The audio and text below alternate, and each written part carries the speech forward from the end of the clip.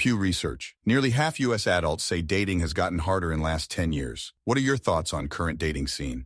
Story 1. 80 to 90% of my friends who graduated college with a partner married that person.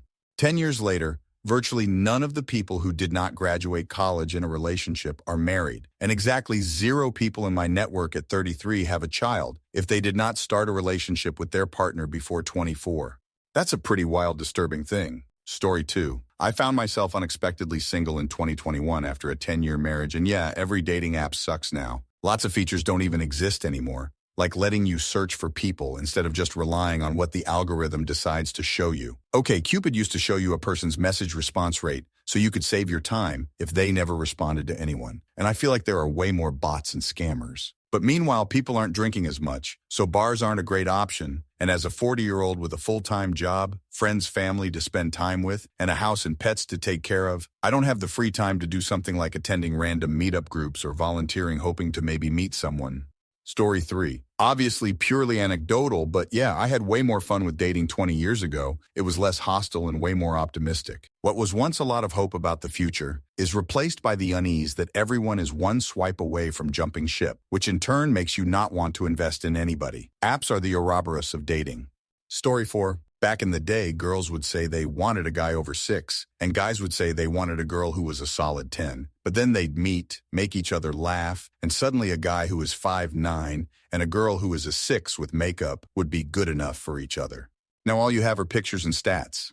There's no opportunity to charm someone, no chance to win them over. You can basically filter out the undesirable qualities, never realizing you may have swiped a soulmate out of your life. Obviously, it's getting worse as people are more reluctant to leave the house and therefore more reliant on online dating. Story 5. There's no dating scene anymore. It's just a bunch of people on cell phones all desperately trying to the hottest person possible. Everyone else just stays at home or hangs with friends/family because it's cheaper and more entertaining to be at home or someone else's home than it is to go spend $20 on like 3 beers in a bar. Story 6. Online dating has made it possible to interact with tons of different people, which creates a paradox of choice. Many more options, measured against the same old preferences, and nobody is willing to compromise or put in effort to get to know a person when there are 250 other faces on your phone to swipe at. Asterisk. And this is on top of all the other things that have made socializing suck over the last 20 or so years. Everything is expensive, and a lot of people have started to behave in real life the way people do on Reddit and Facebook and Twitter. Story 7. As someone who has not had to give a single about this for over 10 years, but has friends who constantly talk about it, I think people have gotten too stringent about how we view social relationships. We've made all these unofficial rules about dating, courting, and friendship. Relationships don't really naturally occur anymore. Everyone has to be on the exact same page at the exact same time in the exact same place, and sparks have to fly immediately. I was on either here or YouTube a while ago, and someone said it was weird to have your SO be your friend first. That guys try to manipulate women into being their friends first and then springing a relationship on them. Or maybe they got to know you first and decided they could see themselves with you more intimately. IDK man. There are too many extra rules when the only rules that really matter are consent, safety, and shared interest. Story 8. I keep getting led on by guys taking me on a few dates and then saying, BTW, I'm not looking for anything serious, but we can be FWB, and I'm about to rip my hair out. Edit. The comments saying I'm likely not attractive enough for the guys I'm matching with are making me sad, guys. Maybe it's the truth, but I don't believe so. My profile pics are honest and recent, and I'm not swiping on men for their looks at all. Story 9. Here's my take on MF dating. Too many men have made women uncomfortable by how they express their interest, at best. Women, by and large, have been listing all the ways they never want men to express said interest. Nearly 30 years for me of hearing never ask her out at the gym, never ask her out at a bar, don't ask her out after becoming friends. Decent guys listened and pulled back heavily from expressing interest IRL, as they don't have any socially acceptable ways to pursue women. Guys didn't bother listening and aren't changing their behavior. Dating apps were decent, but have gotten so much worse, with men feeling more and more depressed as women rarely put in any effort, matches are withheld, and so are leaving in droves. Compounding this is a lessening empathy for women's struggles with dating because these guys feel punished for listening to women. Women aren't changing their behavior, and watching them complain about being thirsty to a guy dying in a desert because it's so hard to sift through all of my many options. It feels tone deaf at best. So how does this improve? Remove capitalism. Make a dating app that is intentionally made to match people with partners instead of treating people's longing for love and connection as an investment. Edit. IDK. Maybe something like you answer questions and get a set number of matches a week to talk to. And after a week, they're gone, so it incentivizes you to get off the app. And once you do, it asks for a donation or something. Remove dating apps. Have women agree to a way guys can express their interest, in a way where he is okay with being rejected, a la, "Hey, I know you probably hate when guys do this, and I really don't ever do this, but do you mind if I give you my number?" Make it some way where she gets that he's not trying to make her uncomfortable, and it won't be any kind of issue should she reject his advances. Remove dated gender norms. Women need to start initiating conversations IRL with guys they think are cute, as the guys have been beaten over the head with "don't make her uncomfortable," and too many have internalized it because they don't want to be anything resembling those guys. However, if he knows his advances are welcome, different story. There's a guy called Matthew Hussey who explains this so well here. I really think a lot of guys have listened to women's perspective on this, but this guy is the best communicator of explaining men's perspective to women that I've found. He's empathetic to their position and issues, but highlights a perspective it seems many have never considered. So yeah, I don't see it getting better anytime soon. One last note, we all agree overconsumption of porn can lead to men having warped views of and intimacy, right? Is it hard to imagine that the sheer magnitudes of romance, romancy, and the overconsumption of it by women is giving them flawed ideas of romance? Because the crux of every romance book I've read typically boils down to men romance, women get romanced. And it's maybe not an active thought, but it is seemingly an extremely common belief among women. Story 10. Last date. I asked the girl if we were going to be seeing each other again, and she replied, "No thanks, I was just in it for the food." And then we went our separate ways. She went to friends. I went to an empty home. All I wanted was companionship, and all she wanted was free food. Went on one in college through online dating. Cute girl. Wasn't the same person I met. Person I met was 2x the size and smelled like she just ate a bloomin' onion from Outback Steakhouse. No dishing on the weight. It was objectively a different person. Tried to go bowling with people we both knew after we ate, and she no-showed, followed by ghosting. So no, dating is not easy. Story 11, I think it is brutal. I have a buddy who went through a divorce years ago. He's a great guy, solid looker, and very successful businessman, and he was approached by 6 women in the company in the weeks after news got out. He declined them all as he knew the title and salary were what they were interested in. So he tried online dating and found if he was honest, the dollar lit up looking for a sugar daddy. But if he didn't have his occupation, he got literally 0 matches over months. He was despondent until, as part of a running group, he met the woman who is now his wife. She had no idea about his money and didn't care. They hit it off naturally, and upon discovering she asks nothing, has been fine flying first class to nice vacations, but she loves him, and that's what he wanted so badly. To me, this illustrates how things have gone wrong. This guy was 100% a catch, but take away third places and put through an algorithm, he had basically no chance to find love. It's also transactional and cold without the sweet, how'd you meet stories where natural human connection can take hold. Over and over, I see folks who avoid it manage, while those that go through the numbers game come out much more cynical because the vast majority of us are lucky to get a 1% success rate. That amount of rejection damages people and their sense of self-worth. Story 12. Here's the issue. Girls have a lot of options, but most of them are shit. Guys have a ton of competition, but are 90% the same generic dude.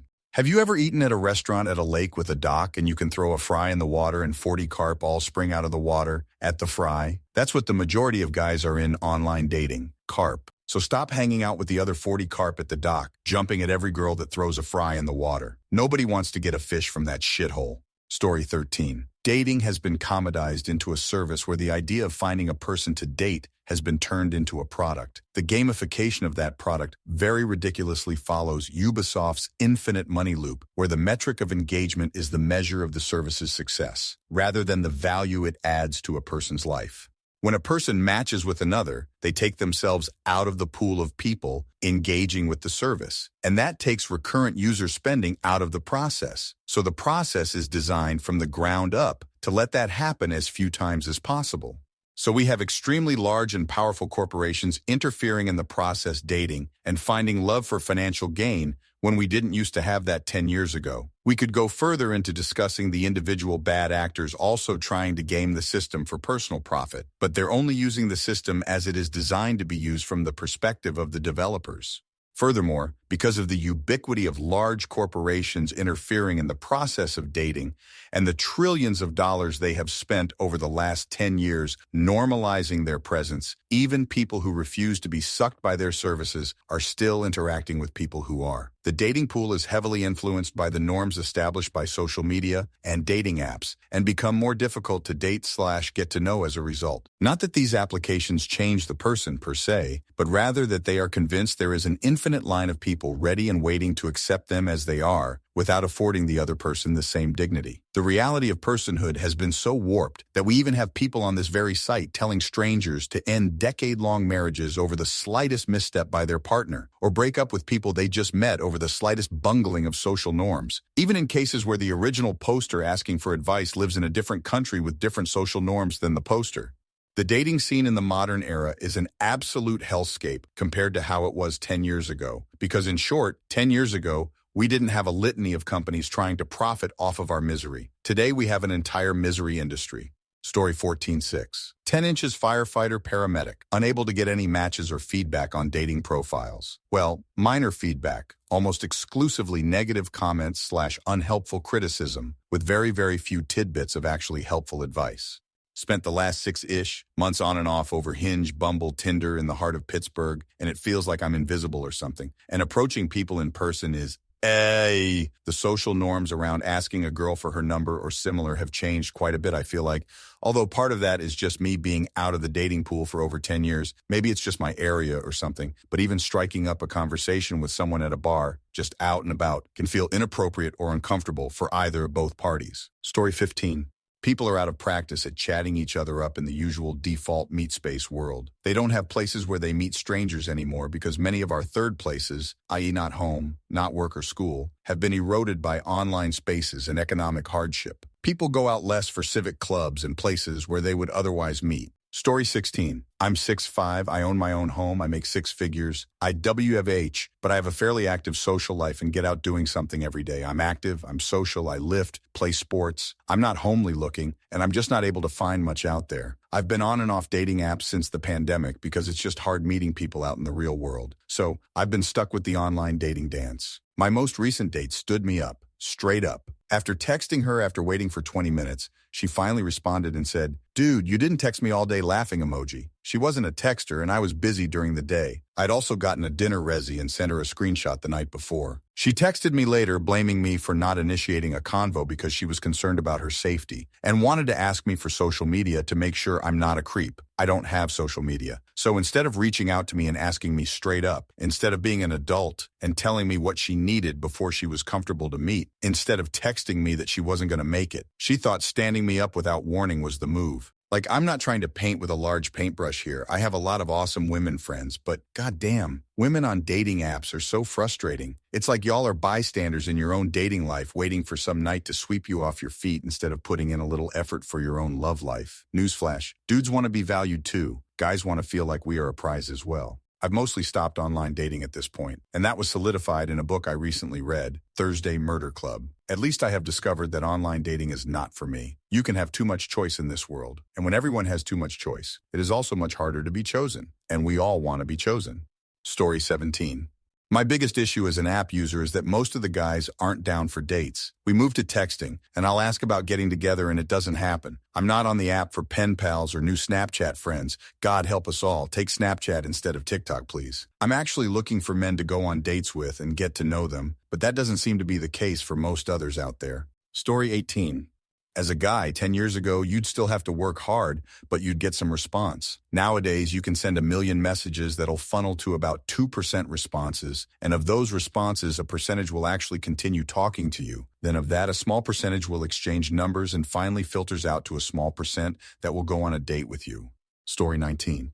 I started my first foray into online dating in my early 30s in 2019. People complained then, but it wasn't all that bad. I'm an average dude. It was pretty easy to get a date back then. With even a little effort, I could find myself going on at least 1 date week. Did that for a few years, and while there was some wasted effort, overall I found dating fun and interesting. Then I was in a monogamous relationship for the past few years. It ended, and now I'm back on dating apps. It's so bad. In the past tilde year, I've had truly only 1 date from Tinder. I'm not any worse looking. I'd say in my opinion, I think I'm more attractive overall, and I feel like that is affirmed with people I meet in the real world. Maybe it has to do with being in my mid-late 30s versus early 30s. Maybe I'm just more picky. I get 0 matches these days, maybe like 1 or 2 a week at most. I tried paying for a subscription and that really didn't change anything. When I do get a match, the conversation is terrible. I'm half of that equation, so I'll shoulder that blame. Maybe I suck at online flirting now, haha, I'm just at a loss. It feels like everyone I match with is just so burnt out from the process and not really willing to engage and open up. The other thing that's way different now than approximately 5 years ago is the amount of prostitution profiles. I'm talking profiles that get you on a different app and then explain the cost of their services. No judgment at all, but that's not what I'm on a dating app for. And the of accounts, while they were already around 5 years ago, are way more prevalent now. I browse subs like our Tinder and I'm blown away by the conversations I see there. I guess it's a generational thing. I can't imagine talking to strangers like that. The overtly you all stuff was always there, and while it's never been my style, it wasn't that shocking. I'm talking about the amount of people that are talking about killing each other and hurting each other within the first few messages. I'm sure it's all just a part of some subculture I don't understand. I'm getting older after all. It's wild to think that some of the people I'm matching with and don't know how to talk to might be expecting me to offer to smash in their skull or commit some other wild acts of violence to myself or them. Most of the dating apps are obviously just games. If the apps actually wanted to help people connect, they wouldn't hide everything behind a curtain and show you maybe 1 or 2 potentially compatible matches for every 50, 100 that you'd obviously not have any interest in. The game aspect was fun for a while, but now it's all too clear that we are just a cog in a corporation's mechanism to get as much money as possible. Story 20. Lack of being social, likable, and respectful. Far too many people seemingly have a debilitating mentality that causes them to be too anxious to go out. People are lacking the ability to read social cues and body language and either underreact or steamroll past the too much line, making them awkward to interact with and then are unlikable. And respect has gone out the window for all genders. People are more crude, callous, don't apologize or take any accountability, and aren't humble. Story 21. Yeah, and when you complain about it, you get called an incel by privileged people and gaslit by people who haven't dated in forever, saying, oh, it's just so easy. You're obviously just doing something wrong. It's purportedly a major cause of many men swinging hard to right-wing fascistic ideologies in recent years. I feel like Match Group needs to be held accountable for what they've done by profiting off human misery. But no, that goes against my freedoms or some shit. Story 22. It's completely ruined. Look at the things that go viral on women's dating circles. Six figures, takes me traveling, etc. Then, look at websites like the Female Delusion Calculator that show how likely it is to even meet someone who meets these criteria. Back in the day, a guy from a small town in Florida, Nebraska, wherever, has a chance with the local cutie. Now, because of Tinder, she has access to a globalized dating scene that makes her less likely to even entertain that guy. So many guys are being left behind because of this. Story 23. When dating apps first came out, they had their flaws, but they were ultimately a net positive. It was different, but overall better, so blaming apps in general is a tad off the mark. But that said, since then, however, they have all been bought up by Match and mostly became a monopoly that has went from user acquisition to the enshittification in an effort to maximize profits. Before, if an app tried this, then people would quickly shift to another, but now that they're all owned by the same group, it's not an option. Monopolies, what a joy. Outside of that, you also have to figure that in order to form that opinion, you'd need to be dating for a 10-year sample. So I think you could also have the assumption that over that 10-year period, the successful sample size leaves the dating pool, and you get a larger percent of people who are struggling to find a partner by default. So I'm not too surprised to see that trend inherently. And those who entered the dating pool later wouldn't have a reference for 10 years ago or are subject to different larger-scale socioeconomic issues. Story 24. Too many people taking their dating advice from TikTok or whatever social media site they use, so they have completely ridiculous expectations when they are out on dates. Women expecting the man to be 6 or taller, make 6 figures, pay for the entire meal, pay for her babysitter for her 3 kids, pay for her nails and makeup before the date. To top it off, 90% of women are swiping right on just 10% of the men. So those top 10% of the men have their pick of whatever women they want, while the remaining 80% of women they don't pick are left to sit around complaining that they can't find anyone good to match with. Just your typical situation where the women have super high standards and won't even consider dating someone that isn't a 9 or a 10. Story 25. Dating apps are destroying the dating scene. Dating is becoming that thing you do while waiting for that appointment, when you're bored at work, watching TV, when you can't sleep, etc. The apps have proven a few things. Women are also superficial and men really aren't good communicators, i.e., they have exposed women and reinforced what we once knew about men. Women, your dad, grandfather, and other bygone men would have sucked on dating apps too. It isn't just that today's man has changed into a Neanderthal. Sure, they are worse in some ways, but then they are better in other ways. A guy that's hot, successful, and a great communicator verbally and with the written word is a tall bar to get over. There's a reason boys on the schoolyard flirt by showing off physically and why young men do risky stunts. Men are better in person. Women are doing exactly what men would be doing if the dating apps tables were flipped. It stings to be overlooked because you're average, huh? Story 26. This isn't a direct answer to your question, but it's something I badly need to explain to insane, incel-brained Redditors. At no point in modern history has it ever been common to randomly meet women at bars/restaurants/etc. Yes, it happens and has always happened a little bit. No, I'm not in any way whatsoever suggesting that it doesn't ever happen. Please don't lie. No, I don't care about your anecdotal experiences. There are literally hard stats available on this subject. In fact, the frequency with which people meet spouses at bars and restaurants has actually gone up. And what's collapsed is the number of people who met as coworkers, at church, as family friends, as neighbors, through school, etc. But think about all those contexts. They're all opportunities where you can get to know people before becoming friends or romantic partners, which makes it much more likely those dating experiences will be successful. Today, the most common way to meet someone is online, which allows you to get to know them a bit, but they are still mostly a random person. The same is true of someone you meet in a bar as well. That's why the dating scene sucks shit, because we're losing ways to organically and slowly meet people and ensure compatibility, and we've replaced them with ways that are random and awful. Story 27. Dating always sucked, but now seems almost impossible. The expectations are over the top. Any minor imperfection and you get dropped. It's like people compare dating to buying a widget on Amazon. Spend 5 minutes picking it out online, and if it's not perfect, send it back and get a new one. And if you're only online, you never meet people outside of what you think you want. Sometimes you don't know what you like until you try it. Story 28. The dating apps for men are extremely dystopian if you're not in the top 10%. The guys there basically gets almost all the matches, and most of the women are vying for those top 10% of men. Because of the way the apps work, most women can just hold out until they land the guy that fits their criteria. I imagine that it's equally as dystopian for women, because unless they're in the top 10% themselves, there's simply too much demand and not enough supply for men that fits what they are looking for.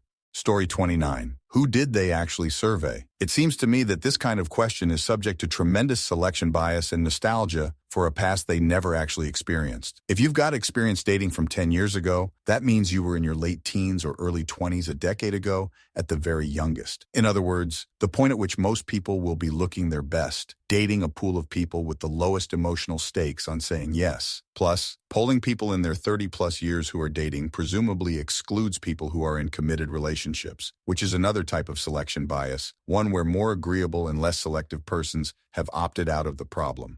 Hey, it turns out that getting a date after you're carrying an extra 30 to 70 pounds and are north of 30 isn't easy. This would not be a shocking development in any era. Story 30. Between my hobbies and my fiance's hobbies, I feel like we both have the most ridiculous dumb luck finding each other story. We are both very introverted and very much homebodies. She loves to read. I was a workaholic who worked for myself doing photo-video things, mostly corporate communications and marketing advertising work. About a year after the roughest breakup of my life from a 7-year relationship, I figured I should start doing something to get back out there. So I started photographing models for fun. I figured it was a good way to make a few friends who were ladies that could A, help me get used to talking to women again, and B, help give me tips to make me a more appealing candidate. As a bonus, I could do all kinds of photo stuff I've wanted to try because the models were usually down for nerdy technical camera experiments if they produced unique photos. At the same time, my now fiancé had also gone through a massive breakup with someone she had dated for many years. She wanted to feel empowered and started taking spicy pictures for Reddit to help pump up her self-esteem. Through one of the model sites we connected, the only model I ever met through that site, and I was the only photog she felt wasn't a creep to the point where I was the only one she ever actually met, and I took some photos for her. She thought it was weird I was doing it for free, but I told her typically the photog pays the model to test their nerdy bullshit. The second time we shot together, she insisted on paying me again for my time, and I refused again because she was a broke college student and I was making a comfortable living doing advertising work, so she offered to suck my dick instead.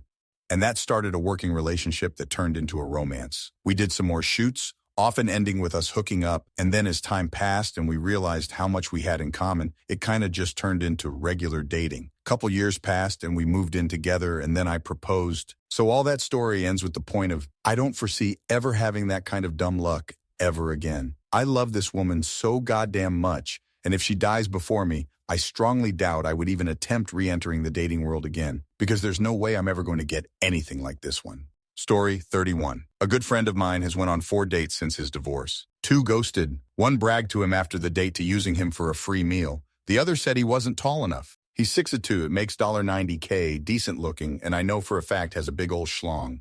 So he stopped trying to date, focuses on himself, working out, reading, hobbies such as Pokemon and playing hockey, and playing video games. He has 0 interest in dating nowadays. Story 32. In my experience, you have 2 situations you're dealing with. The first being the cheaters and the poly people, whose wives and husbands aren't always aware that they're poly. The cheaters can't settle, but they're very good at knowing what's attractive and saying and doing the right things to get attention. The poly people are at least upfront about what they want. The issue comes when the significant other isn't aware that they're in an open relationship. In both cases, this group of people can't settle and won't provide you with the long-term commitment you're looking for. Then there's the nice guys who are never nice, but they put themselves on the moral high ground because at least they're not a cheater. I've never dated a woman, so I can't speak for the other side of the spectrum, but I constantly run into these 2 situations over and over. The nice guys get aggressive, and the F** boys say and do all the right things right up until you catch on to their games. It's really frustrating to be dating a guy you like only to be asked to share. It should always be stated up front. Then you might finally meet someone who is on your level, and then one or both of you are on different life paths or have different morals, or someone isn't completely divorced. And those guys always go back to their wives at least twice before they can make up their minds to stay or go. I'm sure women do the same thing, but again, I haven't dated one. Story 33. I don't know about everyone else, but I'm sick of everyone's shit, so I can't muster the interest to date. It does seem like it has gotten harder. I think people are more divided, and a lot of people are experiencing instability and financial hardships. But people have also been sold that dating needs to involve a lot of spending. The stakes are higher for some people politically than others as well. Edit. I also think more people are able to identify toxic behavior and leave due to it. But also a lot of people are woefully lacking in emotional and relationship skills. So we have more awareness with some people, but still a bunch of people who have never worked on those skills. Story 34. Wait, have the respondents been in the dating game for 10 years? Or is this based on the perceptions of the people they interviewed? Because if it's the first, which the title implies, it makes sense. If these adults been in the dating game for 10 years, it definitely will be harder than it was before. The amount of potential partners decreases. Being older comes with different expectations and requirements from one another. A number of these partners will have had previous relationships and have responsibilities from those, aka spawn, and the list goes on. So, no shit, dating life is harder than before and you're 10 years older. If it's based on perception, and most of these people have no experience in dating 10 years ago, it can also be attributed to the Pepperidge Farm remembers effect. Story 35. Well, 12 years ago it was great. Met dozens of lovely people, learned a lot about myself, greatly increased my self-confidence, and met the love of my life. We're now married with 2 children and a mortgage in one of the unburned parts of Los Angeles. I've been off the market since shortly after I met my wife. We never would have met each other without algorithmic internet dating. And even if we had, I'm conventionally handsome and I can turn on the charm in a social setting, but I had no game at all and could never tell between platonic interest and romantic interest. Internet dating removed that ambiguity and also allowed me to filter by kink and so avoid the awkward situation of being usually incompatible with someone you're already in love with. It was great, but judging by the complaints people have about today's situation, I'd say all those problems were already there. Maybe it's different by degree, if still fundamentally the same. I'm sure lots of people still had bad experiences 10 years ago. I had some of those too, but I had enough good ones that I still consider it a strong net positive. Story 36. I've actually sort of found the contrary to a lot of what is posted in here. I think dating has gotten pretty easy if you cut through a lot of the noise of dating apps and buzzwords that people attach to them. It has never been easier to just go out and do something you enjoy and meet people who have shared interests organically. If you go searching for something in somebody else, you tend to lose focus of what you're even dating for in the first place. I've found that most of my friends who say dating sucks and dating apps are trash don't have a ton of individual hobbies or interests outside of just being in a relationship. They don't have a sense of identity, and people pick up on that. Hell, I notice it by the end of the first date if someone is their own person or just looking for someone to fill a void. Too many people focused on finding the right person and not enough people focused on being the right person. Might get some hate for this, but dating apps are easy if you learn to clean yourself up a bit, take some nice photos of yourself that aren't mega cringe, and be interested in other people instead of spending so much time talking about yourself. And people need to learn patience. Not every single person you talk to or go on a date with is going to be a perfect match. Take your time and be someone worth dating in the first place, and you'll become magnetic to those around you. This isn't some magic trick that only works on 10/10ths looking people. You can be below average looking and have more luck than you think on dating apps or dating in general if you focus on the things you can control. Story 37. Gender equality means that in today's age, women don't have as much of an incentive to settle down with someone. In the 20th century, one of the surest paths to economic stability as a woman was to find a man with a job. A single man would earn enough to provide for his family, and pretty much any man with a pulse was acceptable. Today, men aren't competing against other men for partners as much as competing with a woman's ability to stay single. A lot of women are catching on that they don't need a man to survive and be happy. And a lot of men are failing to adapt and do the things to make a positive impact rather than a neutral or negative impact on a woman's life. The experience of dating is now just a lot less unpredictable, and the dating pool is a lot more diverse. With apps having thousands of profiles, we are struck with decision paralysis. People also just have less time overall with dating, as their time is consumed by work and life. Story 38, I'm done with it. Too many crazy people or people who are just not in any way intelligent or people who come with too much baggage. I have important things to do for myself. I need someone who can hold their own and doesn't need me to take care of them. They ain't got to be perfect, but I need a partner, not a project. I'd rather live alone for the rest of my life than to live a life of crap and stress because someone else refuses to get out of their own head and be an adult, etc. Story 39. This thread is an awesome example of why women just do not bother with dating anymore. Look at some of the replies in here. Look at the casual, flippant nature of how some of all of this discussion here. It's crazy, and worse that it's so normal that a lot of guys don't even see the problem. Women are dealing with imminently becoming property of their next of kin and don't have bodily autonomy anymore. And guys are like, she doesn't look as pretty without makeup. Catfishing has ruined my trust. Story 40, totally unappealing. Because of social media, pop culture, etc., people go into it expecting the other person to be like this or like that. And when those expectations aren't met, they ghost you or move on to the next candidate. Like I've heard female friends saying they want a guy who pampers them, does this and does that. And when I ask them why, they typically say, because ex-friend's boyfriend does this and that for her, I want someone who'll similarly spoil me. Then I ask them, what do you bring to the table to deserve that? Their reply, I'm a good catch and the guy should be thankful. Everybody thinks they're God's gift to mankind and wants a partner who worships and spoils them. No thank you. Story 41. I moved to Charleston last year and I've been aggressively putting myself out there. I get an average of 1 date a week, but it's like pulling teeth to get a girl to go out for food or an activity. It is easier to get a one-night stand as a guy than it is to go for a coffee or dinner date. I genuinely just want to get to know some girls to see if I like them or not. I don't even have wacky standards. I just want them to take care of themselves and have a life, so I'm not dealing with clinger. I've met 3 cool girls I'd have liked to know have known better. Maybe 12 girls that really seem to like me. I've only been on 2 second dates and 1 third date over the entire year. I'm being picky and not settling for someone just because they like me. If I'm not feeling it, I'm not going to drag it out or take advantage of someone. I'm probably going to stop trying this year and focus on personal development until I cross paths with someone. Story 42. I think it's changed a lot. This makes it easier for some people and harder for some people. Interestingly enough, I was single about 10 years ago and was again last year. I found it different each time. The apps have definitely changed, and many people seem more inclined to move on to the next best thing since there is an endless stream of new faces to look at. As someone who finds multi-dating stressful and prefers to focus on one woman at a time, I definitely dislike this trend. But in spite of that, I think the fundamentals of dating were the same both times, and both times I had good success. Within a week or so of starting on the apps, I had tons of responses that led to plenty of dates, and eventually led to me finding a wonderful woman who I'm happy to now call my girlfriend. The main thing to me is to drive your own use of the apps. Don't let them drive you. Be mindful of how often you're on the app. Manage your notification settings and know when to take a break. At the end of the day, apps may have their flaws, but they're amazing tools for meeting people that you otherwise never would. My girlfriend lives one town over, and there's an almost zero chance we ever would have met without the app. I'm so grateful that we did. Story 43.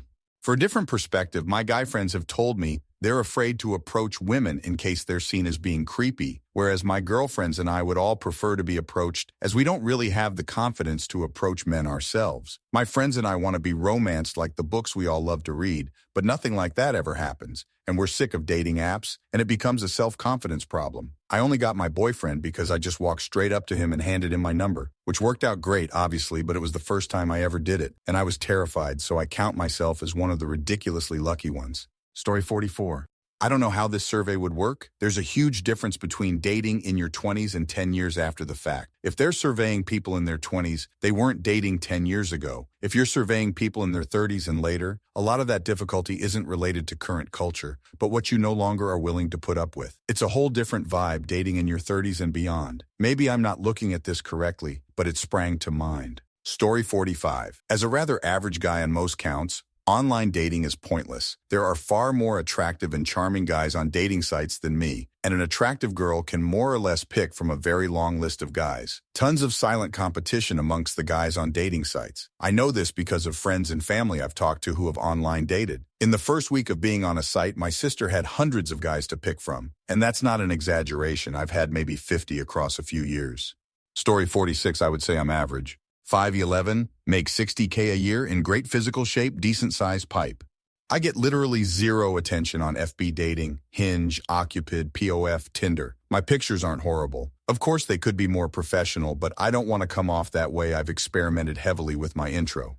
I used to get only really fat chicks and single moms, but I figured out that most dating sites show you higher-tier people once you start getting likes. So I would just like everyone and get as many likes back as possible. Since the middle of last year, I haven't gotten a single like back. Think I was shadow banned or something, because even the fat single moms don't like me back now. Additionally, on social media, women will add me and then never say anything to me. They will add me and never comment on my posts or like my posts or respond to a simple intro DM. Recently, one of those social media ladies that added me but doesn't talk to me or interact with any of my stuff. I sent her one UL innuendo joke and she sends me a full nude unprovoked. I was caught off guard and asked she at least offer to meet me for coffee before going that far. No response, no contact after that. Well, like WTF am I supposed to do with these shit-ass women? Story 47. I haven't been in the dating scene for 6 years, but before then, I was heavily involved with dating apps. I had some success with it when it came to having fun. It was very difficult to find the one. I ended up picking up a hobby, Latin dancing, and made tons of friends, and eventually met the girl I'm with now for the past 6 years. People need to get offline and do things they enjoy at life. Yeah, it's hard and difficult, but man, it was so worth it.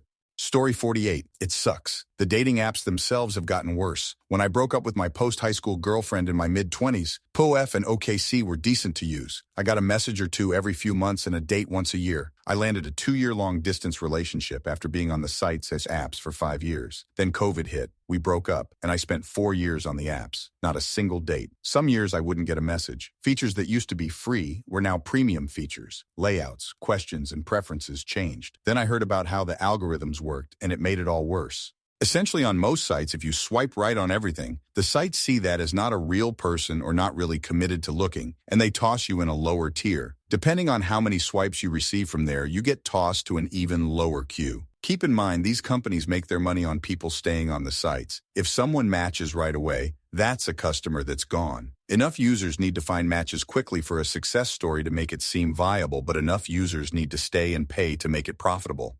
You are forced to reduce your personality down to 255 characters and 8 pictures. If you suck at taking pictures or you're like me and you just don't take them, you're screwed.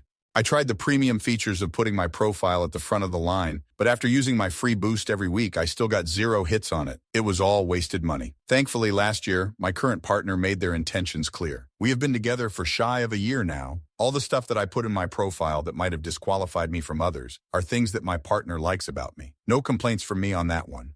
Edit.